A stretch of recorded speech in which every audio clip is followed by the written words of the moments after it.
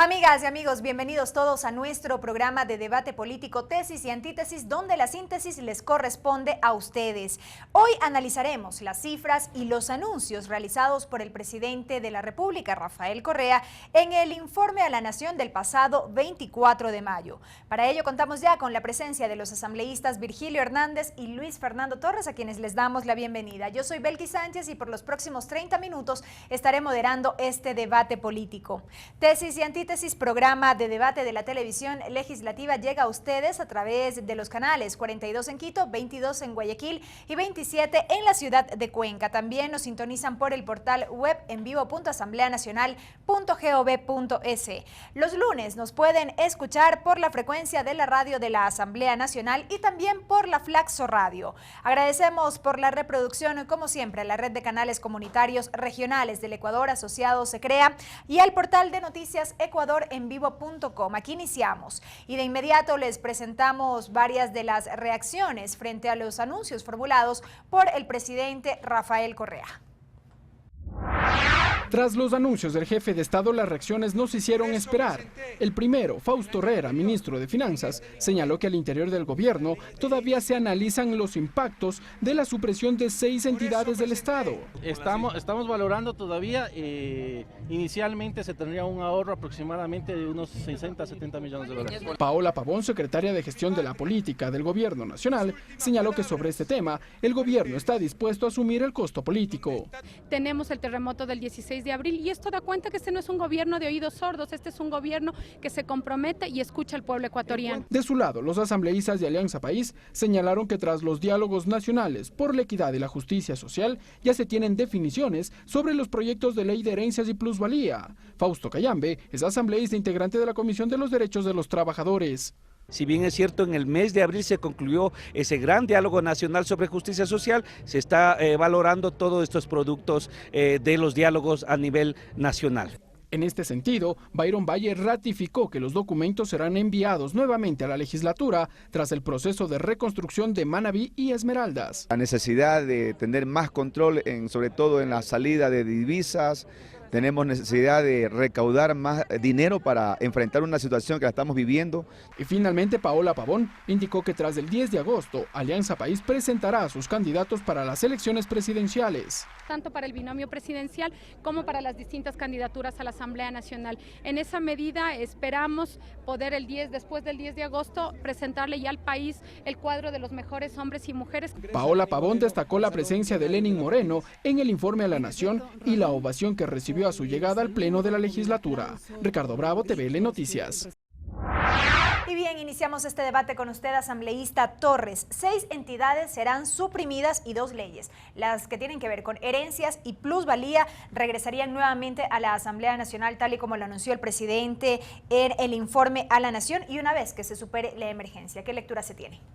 El informe a la Nación pronunciado por el presidente de la República tuvo un sabor de despedida, de nostalgia, pero también al finalizar recurrió al viejo populismo para retomar el tema del impuesto a las herencias, a la plusvalía inmobiliaria, desde mi punto de vista, con la finalidad de generar una línea de acción político electoral para que pueda él, conjuntamente con su partido, aparecer como el que lucha en contra de los que más tienen en el país y en beneficio de otros. Y por ello, en el caso, por ejemplo, del impuesto a las herencias, la base exenta casi se multiplicó por 3, con lo cual muy pocas personas pagarían el impuesto a las herencias. Señaló como objetivo final los grupos más poderosos del Ecuador, pero inclusive en ese caso hizo excepciones, porque dijo, si los bienes que van a pasar de unas manos a otras por la vía de la herencia son bienes productivos, pagarán, de lo que yo pude escuchar, 0 impuesto a la herencia. Lo mismo dijo en el tema de la plusvalía inmobiliaria, con una serie de excepciones, inclusive puso, digamos, una excepción para aquellos que están dedicados a actividades de la construcción, no pagarán, dijo, el impuesto correspondiente en determinadas circunstancias. 30 segundos. Fue entonces el cierre del mensaje presidencial, yo diría, con fines estrictamente políticos, electorales, porque este impuesto a la herencia, a la plusvalía inmobiliaria, no tiene mayor finalidad recaudatoria. Más aún, cuando en el caso de la plusvalía inmobiliaria, como dijo el propio presidente, la recaudación la harán los municipios y no el gobierno central. Asambleísta Torres, gracias. Asambleísta Hernández, ya que hemos entrado en esta materia del anuncio formulado por el presidente en el sentido de que regresarían a la Asamblea estos proyectos de ley que ya habían sido retirados previamente, ¿cuál es la diferencia entre la ley de herencias que le tocó tramitar el año pasado al Parlamento frente a la que vendría eventualmente este año? Sí, a ver, no quisiera centrarme únicamente en esta última parte del mensaje presidencial, sino más bien tratar de hacer una lectura inicial más global. Sí, efectivamente, como señala Luis Fernando, este es el último mensaje que da el presidente de la República en su periodo, de tal manera que este último mensaje, y así lo reiteró en varias ocasiones, podríamos decir tiene varias partes. En primer lugar, hay una defensa de lo realizado en las distintas áreas en estos años. Me parece que esto es fundamental resaltar, porque a partir precisamente de evidenciar lo que se ha hecho en temas de grandes obras, en temas de inversión social, en temas de inversión en lo que es talento humano, puede sintetizarse lo que el presidente bien calificó como una década ganada para el país. Entonces, en primer lugar, hay una defensa y una presentación de lo realizado, y creo que cuando se presenta lo realizado se marca claramente lo que era el Ecuador antes del presidente Correa y lo que es el Ecuador después del presidente Correa o en este último año del mandato del presidente Correa. Luego existió una segunda parte del mensaje en el que se establece cuáles van a ser las prioridades y las líneas de acción en el año 2016-2017. Y el presidente fue enfático en decir que se trabajará fundamentalmente, no quiere decir que no se vaya a hacer otras cosas, en dos áreas. La una, que tiene que ver con enfrentar las consecuencias del terremoto, y la segunda, que tiene que ver con seguir enfrentando las dificultades económicas que tenemos como el país. Tercero, me parece también importante los enunciados, los planteamientos, los retos incluso políticos que el presidente nos planteó, digo, como Movimiento País, pero también planteó en la palestra pública, como el tema del pacto ético respecto de las personas que tienen empresas en paraísos fiscales. Y cuarto, sí, los anuncios, que obviamente esos anuncios, y quizás eso podemos profundizar, difieren totalmente de los que se presentaron el año pasado, porque estos anuncios están matizados con lo que fue también un proceso de diálogo nacional. Gracias, asambleísta Hernández. Asambleísta Torres, el asambleísta Hernández ha hecho referencia a un punto también que marcó este informe a la Nación y este llamado a un pacto ético formulado en este caso por el presidente de la República, a fin que no se acepten candidatos a la presidencia de la República que tengan su dinero en paraísos fiscales. Me pareció que el presidente con habilidad desvió la atención de aquellos que, habiendo estado vinculados a su gobierno en el área petrolera, se dedicaron a establecer empresas en Panamá y en otros paraísos fiscales. No mencionó por sus nombres aquellos que han estado en el área de Petroecuador, en el Ministerio Petrolero, y que aparecen directamente vinculados en estos temas de constitución de empresas en paraísos fiscales, empresas que inclusive estarían o habrían contratado con Petroecuador. Por ahí se habla de una opción llamada Capaya, que debería, por supuesto, ser suficientemente investigada e identificada. Esos temas que el presidente debió haberlos mencionado con profundidad, los pasó por alto y se fue por el otro lado, a criticar a los opositores y a los empresarios privados.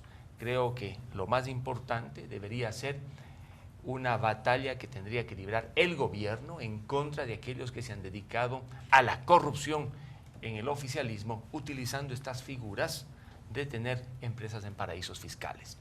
Por lo demás, el pacto ético es un anuncio también de orden político para descalificar a algunos opositores. Habrá que ver qué pasa en la arena política nacional, 30 segundos. Pero claro, genera desafíos en cuanto a la forma como tendrán que presentarse candidaturas a la presidencia. Lo que sí está claro es que al menos en escena para el país aparecieron ya 3 precandidatos. La presidenta de la Asamblea, que tuvo una buena presentación en las formas y en el mensaje, el vicepresidente, que no dejó de recordar a los militantes del país que está listo para la sucesión, y Lenín Moreno, que con su sola presencia también envió el mensaje de que no está lejos, sino aquí. Veamos qué ocurre. Gracias, asambleísta Torres. Asambleísta Hernández. A ver, yo creo que en el informe a la Nación no se desvía ninguno de los aspectos que deben ser materia de la coyuntura. No hay que olvidar que una de las personas que están involucrados o que aparentemente están involucrados en la constitución de empresas en paraísos fiscales y al mismo tiempo en estar involucrados en aparente tráfico de influencias, está presa. No solo que está siendo investigada, está presa. Y en eso hay que llegar hasta las últimas consecuencias. Hay que mirar, y hay una comisión en la que tú participas que precisamente está encargada de poder mirar la responsabilidad de funcionarios públicos en la creación de estas empresas, pero sobre todo en la utilización de estas empresas para beneficiarse o también para cometer otro tipo de delitos que tienen que ver con el ámbito tributario. De tal manera que aquí, en ese sentido, me parece que hay una decisión política de poder mirar a aquellos funcionarios que tienen empresas constituidas en paraísos fiscales y al mismo tiempo cómo se han utilizado. Y creo que en eso hay que ver que puedan ser enunciados todas las personas independientemente de la posición que ocupen. Hasta hoy, básicamente, hay estos funcionarios, pero creo que la investigación en ese sentido debe profundizarse. Me parece que lo del pacto ético es apenas un tema de responsabilidad con el país. Si alguien aspira a ser presidente de la República, ¿cómo? En el manejo que ha tenido de su vida y de sus inversiones, lo que ha hecho es no apostar por el país y recurrentemente sacar sus inversiones fuera del país. 30 Eso segundos. es contradictorio. Me parece que es importante que por lo menos los ecuatorianos conozcamos. Por lo menos los ecuatorianos conozcamos. No olvidemos lo que pasó, y voy a citar al presidente de derecha, el presidente Piñera. Antes de asumir precisamente la magistratura, se desvinculó, la magistratura de la presidencia de la República me refiero, se desvinculó de sus empresas, ¿sí? Esto, por lo menos como símbolo, es importante. Si alguien va a decirnos que apuesta por el país, lo lógico es que veamos coherencia, y si esa apuesta por el país ha sido permanente durante su vida. Asambleísta Hernández, gracias. Asambleísta Torres. Amigos, es tiempo de una primera pausa aquí en Tesis y Antítesis. No se vayan porque al volver continuamos con más de este análisis respecto del informe a la Nación 2016. Ya regresamos.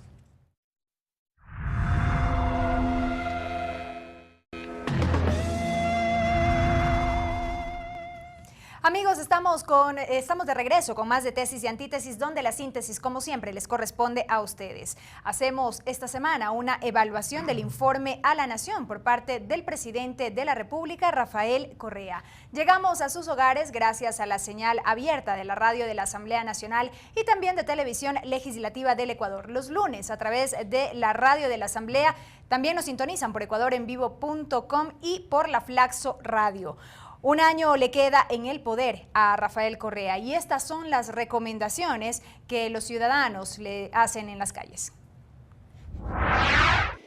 Mi recomendación sería que siga como está con su gestión, porque a mí se me parece muy buena la gestión del presidente, porque ha sido uno de los mejores presidentes, creo yo, que ha tenido representación en el mundo entero. Que trate de hacer bien las cosas, porque en todo caso se ha hecho algo por el país, pero estamos en déficit fiscal. La única forma de hacer empleo en este país no es en la burocracia, es en la empresa privada. Y la única forma para que haya empleo en la empresa privada es darle los incentivos correctos. Quisiera que el presidente haga algo por los pobres, no por los ricos. Que atienda a los pedidos de la familia más, de la familia. ¿Cómo cuáles? Como que la familia debe permanecer junta pese a tanto problema que tenemos. La mira del gobierno tiene que ser para la reconstrucción de los sectores que se vieron afectados por el terremoto. Haga un poco caso al sector social, a la base social, que fue la parte más fundamental que le ayudó a llegar al poder a él. Creo que ha sido uno de los presidentes que ha dejado un gran legado para el país, con excelentes proyectos, con excelentes resultados en pro de los ciudadanos, y en realidad eso hay que reconocer. Y bien, asambleísta Torres, avanzamos con usted. Según la encuestadora Cedatos, el 58% de la población desaprueba la gestión del presidente Rafael Correa. ¿Cifras fruto de una década en el poder? ¿Podemos evidenciar de pronto cierto desgaste? ¿Qué lectura se tiene? El desgaste es natural y el desgaste el año 2016 será aún más acelerado por la crisis económica. El presidente habló de la década ganada. Aunque sea así, resulta que el 2016, esta década, termina con más desempleados en las calles del país, más subempleados y un decrecimiento económico y, consecuentemente, una reducción también del tamaño de la economía. Es decir, esta década, que para el presidente ha sido ganada, termina como una década prácticamente perdida en el último momento. Y entiendo que el presidente comprendió la magnitud de los problemas de su gobierno a tal punto que en el informe a la Nación no precisó la magnitud de la crisis fiscal. No señaló cómo está la situación fiscal, que viene, se limitó a decir que han caído los ingresos petroleros, que el dólar se ha revaluado, que el 2015 se perdieron cerca de 9.000 millones de dólares en ingresos, pero no más. Sí puso énfasis en el hecho de que en estos 9 años tan solo ha recibido 36.000 millones de dólares provenientes de ingresos petroleros netos y estableció la diferencia con los ingresos petroleros brutos. De ingresos no petroleros, dijo que aproximadamente se había recibido unos 110.000 millones y de financiamiento externo neto igualmente tan solo 20.000 millones de dólares. Al final la suma estuvo en el orden de los 160.000, 170.000 millones de dólares que había recibido el gobierno en los últimos 9 años, de los cuales, según el presidente, el 52% habría ido a educación, salud, seguridad y justicia. Estas cifras que presentó el presidente tienen que ser contrastadas y confirmadas, porque analistas del otro sector, económicos especialmente, sostienen que las cifras son diferentes. Gracias, asambleísta Torres. Asambleísta Hernández, al contrario de lo que señalan estas encuestas, el presidente afirmó que si las elecciones se llevaran a cabo hoy, las ganaría. Mire, aquí siempre en el país se pone en momentos preelectorales en cuestión el tema de las encuestadoras. Y es obvio, porque ahora tenemos 3 encuestas que aparentemente reflejan la misma realidad, con la misma pregunta, realizadas más o menos en los mismos tiempos, y difieren totalmente. Tenemos una encuestadora, me parece que es Market, que coloca el nivel de aceptación y de aprobación de la gestión del presidente de la República en el 25%. Cedatos dice que está por encima del 35% y Perfiles de Opinión señala que está por encima del 50%, con la diferencia de que Perfiles de Opinión lo viene realizando esta medición de forma mensual durante todo el tiempo de gestión.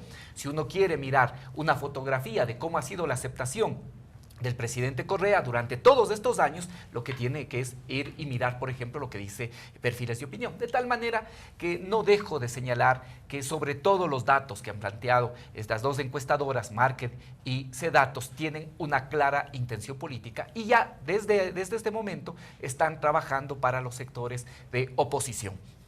¿Qué es lo que sí se puede ver con claridad? Que en el país, en general, hay una revalorización de lo público, de la gestión pública, una revalorización del Estado, una revalorización del Estado como un elemento de redistribución también, al mismo tiempo como un ente de regulación y de planificación. Creo que el presidente fue muy claro para también en plantear cuáles han sido los ingresos que efectivamente el país ha tenido, porque aquí hay realmente cosas que no se sostienen, personas que dicen han tenido ingresos petroleros por encima de los 100.000, 200.000 millones, como si se utilizaría para el país todos los ingresos y sin mirar que hay inversiones, que hay egresos, ¿no? Me parece que los datos que presentó el presidente de la República son importantes para un análisis profundo y al mismo tiempo objetivo de respecto de lo que ha sido la situación y de lo que es la situación actual del país. Asambleísta Hernández, gracias. Asambleísta Torres, evidentemente no podemos deslindarnos del tema electoral. Hasta agosto, Alianza País definiría ya a sus candidatos. Ahí, ¿cómo están los tiempos o cuáles son los tiempos del Partido Social Cristiano? Mire, en el tema de las candidaturas todavía tenemos 4 meses y medio. A mediados de noviembre terminará el proceso de inscripción de candidatos y por ello en el bloque oficialista las sorpresas podrían producirse muy cerca de mediados del mes de noviembre. Lo propio podría ocurrir en el sector opositor. Yo creo que más importante ahora es el tema económico y financiero, y en el informe a la Nación el presidente dijo muy poco del dinero electrónico, casi nada, pero sí dio una noticia que podríamos llamar positiva. Dijo que el índice de solvencia de los bancos está en el orden del 14%, cuando la ley exige que sea del 10%. Esta cifra presentada por el presidente sería bueno que sea contrastada y confirmada por aquellos que forman parte de la Asociación de Bancos Privados del país. Y también hizo otro anuncio. Dijo que las reservas internacionales que se encuentran en el Banco Central y que llegan a 2.400 millones de dólares garantizarían el 100% de los depósitos en el Banco Central exigibles de pago. ¿Cuáles son estos depósitos exigibles de pago? Porque varios analistas han sostenido que la reserva internacional, que es el dinero líquido que está en el Banco Central y que llega a 2.400 millones de dólares, no estaría garantizando sino el 70% de las reservas bancarias en el Banco Central, que bordean los 3.700 millones de dólares. Estos temas son de trascendencia porque tienen que ver con la seguridad del sistema financiero, la liquidez del Banco Central y, por supuesto, lo otro, el dinero electrónico, que se va a generalizar en su uso y que va a depender de que sea líquido el dinero o aquello que tenga el Banco Central para dar el respaldo a la circulación del dólar electrónico. Asambleísta Torres, gracias. Asambleísta Hernández, evidentemente por su condición de presidente de la Comisión de Régimen Económico responderá a estos temas económicos señalados por el asambleísta Torres, pero le quiero plantear adicionalmente una pregunta insistiendo en el tema electoral. ¿Lenin o Glass? ¿O Lenin y Glass? ¿La presencia del ex vicepresidente de la República en el informe a la Nación fue pura casualidad? No, a ver, el ex vicepresidente de la República está aquí presente en el país. Él está cumpliendo funciones internacionales, muy altas funciones, como delegado precisamente del secretario general de Naciones Unidas para todo lo que tiene que ver con temas de discapacidad. Y él está aquí en estos días en el país. Por lo tanto, era obvio que primero se le invite y segundo que el ex vicepresidente concurra. Yo creo que lo que demuestra es que en el Movimiento País, lejos de lo que se decía, que nosotros requerimos inexorablemente de la presencia del presidente Correa, se puede ver ahora que en el Movimiento País hay cuadros. Un cuadro potencial que hasta ahora es triunfador absoluto en todas las encuestas y con todas las simulaciones es el ex vicepresidente Lenín Moreno, también está el actual vicepresidente Jorge Glass, también la presidenta de la Asamblea. Es decir, en el movimiento hay cuadros y podríamos señalar otros. No dependemos no tenemos una sola carta, mientras en la oposición, en cambio, no logran ponerse de acuerdo, no encuentran un candidato que pueda tener la confianza de los ciudadanos. Aquí tenemos más de uno que efectivamente podría llevar esta responsabilidad. Primero, de ganar en primera vuelta, yo creo que este es un requisito fundamental. Segundo, poder continuar todo lo que ha realizado la Revolución Ciudadana. Y tercero, enfrentar los límites, incluso los errores que podemos haber tenido y también profundizar este proceso de la Revolución Ciudadana. Creo que lo que el país no puede plantearse es volver atrás. Me parece que eso sí no se puede plantear de ninguna manera. Creo que en los términos que ha planteado Luis Fernando, efectivamente el sistema financiero en el país es sólido. Y vale decir, ¿cuál ha sido el antecedente de esa solidez? El antecedente de esa solidez ha sido que hay normas como el Código Monetario y Financiero que ha permitido fortalecer la credibilidad, la confianza y se ha ido solidificando. Lo del dinero electrónico, me parece que el presidente hizo bien en no hacer eco de aquellos temas que pretenden señalar que hay una emisión de dinero electrónico. El dinero electrónico no hay emisión, en el país no hay emisión, está plenamente respaldado. Las normas del artículo 101, 94 del Código Monetario y Financiero hacen que sea un medio de pago, simplemente eso, es un mecanismo de pago y no hay emisión en temas de dinero electrónico. Asambleísta Hernández, gracias. Asambleísta Torres. Amigos, una nueva pausa aquí en Tesis y Antítesis. Al volver estaremos ya con el bloque final de este programa y las últimas reflexiones a propósito del tema que abordamos esta semana. Un balance respecto de lo que fue el informe a la Nación 2016. Ya regresamos.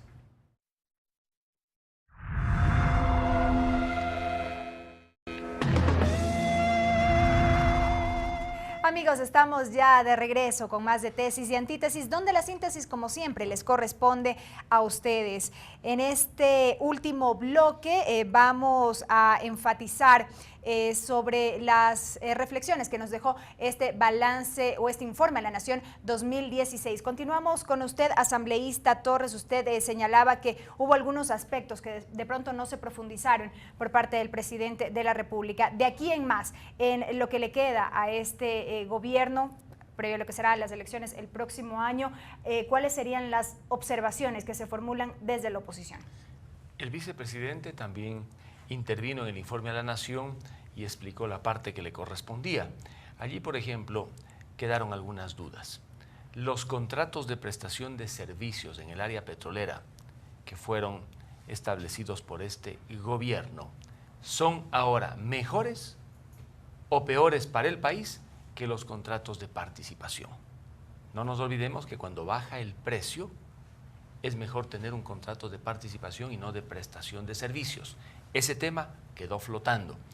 En segundo lugar, el vicepresidente dijo que espera que el Ecuador se convierta en un verdadero polo petroquímico industrial, petroquímico por las refinerías, pero no explicó de dónde van a conseguir los 11.000 millones de dólares que están faltando para poder retomar la construcción de la refinería El Aroma, en la que han invertido 1.200 millones de dólares, pero todavía les falta unas 9 o 10 veces más para terminar completamente la obra. Y el otro tema que también no fue suficientemente explicado es el del costo y operación de la refinería de Esmeraldas. Esos fueron temas que quedaron sueltos y algunos comentarios recientes sobre la operación del proyecto Coca-Cola Sinclair, que ya fue entregado, pero parece que no logra arrancar a plenitud. El presidente de la República, en cambio, no determinó cuánto va a costar la reconstrucción de las zonas afectadas por el terremoto. Queda flotando 100.000 millones de dólares por año o más. Y mientras no se sepa exactamente cuánto se va a requerir, la justificación económica de la ley que subió el IVA del 12 al 14% prácticamente no existiría. Un tema en el que el presidente flaqueó fue en el del Fondo de Ahorro y Contingencia. Explicó por qué él promovió la eliminación del FEIREP. Un minuto. Cuyo 70% servía para garantizar la recompra de la deuda pública, no solamente la externa, pero un 20% se destinaba al Fondo de Ahorro y Contingencias. Allí yo vi que no tuvo forma de explicar. Dijo, si se hubiera mantenido el Fondo de Ahorro y Contingencias hubiéramos tenido 2.000 millones de dólares, pero si hubieran esfumado esos 2.000 millones de dólares porque hubiéramos tenido que pagar a la OXI por la condena en el laudo arbitral. Ese fue uno de los temas, diría yo, más deleznables en el informe a la Nación, porque no logró explicar cómo eliminó un fondo de ahorro y contingencia que era necesario para afrontar los problemas que siempre hemos tenido en el país. Pero claro, dijo que ha mantenido un promedio de liquidez de 4.780 millones de dólares. Allí contabilizó el saldo en la cuenta única del Tesoro, dijo que el promedio había sido de 800 millones de dólares. Sin embargo, en los últimos meses ya no es de 800 millones de dólares, sino de tan solo 100 millones de dólares. Allí algunos problemas y algunas omisiones en el informe a la Nación por parte del presidente. Gracias, asambleísta Torres. Asambleísta Hernández. A ver, yo creo que es sano, ojalá este año sí podamos realizar un análisis del informe que está previsto y que hasta ahora no se lo ha podido realizar. Me parece que sería sano que esta vez sí la Asamblea encargue a una de las comisiones o conforme una comisión especial que nos permita analizar este informe. Y digo esto porque no solo se está valorando lo que significa el ejercicio en el año 2015-2016, sino básicamente se está valorando una década que sin duda ha transformado al país. De tal manera que ojalá esto se pueda realizar. Personalmente voy también a plantear el que pueda realizarse el análisis del informe de tal manera que puedan analizarse, mirarse estos temas que aquí han sido esbozados. Me parece que es fundamental que, por ejemplo, se pueda mirar con profundidad lo que tiene que ver con el FEIREP. En la presentación que hizo el presidente, quedó muy claro por qué se defiende tanto y hay añoranza, nostalgia respecto de este fondo, porque básicamente eso servía para el pago de la deuda pública, la deuda externa, y la deuda externa, en general la deuda pública. Y hay que decir que quienes tenían los papeles de la deuda no solo eran acreedores externos, también eran acreedores nacionales, y por lo tanto tenían previsto un fondo del cual se podía dedicar para siempre realizar operaciones de pago de la deuda externa. Me parece que eso no solo que es antiético, sino además contrariaba los intereses de la patria. Ahora, básicamente lo que se ha hecho, como también dijo el presidente, es que el ahorro se ha invertido. Ya aquí hemos señalado qué habría pasado con el Fondo de Ahorro y Contingencia. El Fondo de Ahorro y Contingencia se habría esfumado. No olvidemos que tenemos problemas en los precios del petróleo aproximadamente desde mediados del 2014. Un minuto. De tal forma que ya ese fondo se habría prácticamente esfumado y no habríamos tenido cómo enfrentar la emergencia porque no habría existido las condiciones de infraestructura que en este momento el país tiene y que, como bien señaló el presidente de la República, sirvieron, por ejemplo, en el terremoto y de esa manera también permitieron salvar vidas, mejores carreteras, mejores infraestructuras, hospitales móviles, una atención mucho más efectiva de lo que es en general el funcionamiento del Estado y de lo que tiene que ver con los sectores estratégicos. 20 segundos. Me parece que el presidente de la República en eso más bien fue muy claro en ver cómo el ahorro del país se ha invertido en beneficio del Ecuador. Yo creo que es un mensaje que da muy clara cuenta de lo que se ha realizado, pero también es un mensaje esperanzador. Y queda algo muy claro, el país no puede volver a lo que era el Ecuador antes del 2007. El Ecuador no puede volver a esos años que le hicieron daño a la patria y le hicieron daño a la mayoría de ecuatorianos y ecuatorianas. Asambleísta Hernández, muchísimas gracias. Asambleísta Torres, amigos, ahí tienen algunas reflexiones luego de lo que fue el informe a la Nación 2016. Recuerden que aquí en Tesis y Antítesis, la síntesis les corresponde a ustedes. El video de este debate lo pueden encontrar en nuestro canal de YouTube y en la página de Facebook del programa Tesis y Antítesis. Agradecemos, como siempre, la reproducción a la red de canales comunitarios regionales del Ecuador asociados Se Crea, al portal de noticias ecuadorenvivo.com y también a la Flaxo Radio. Será hasta la próxima semana.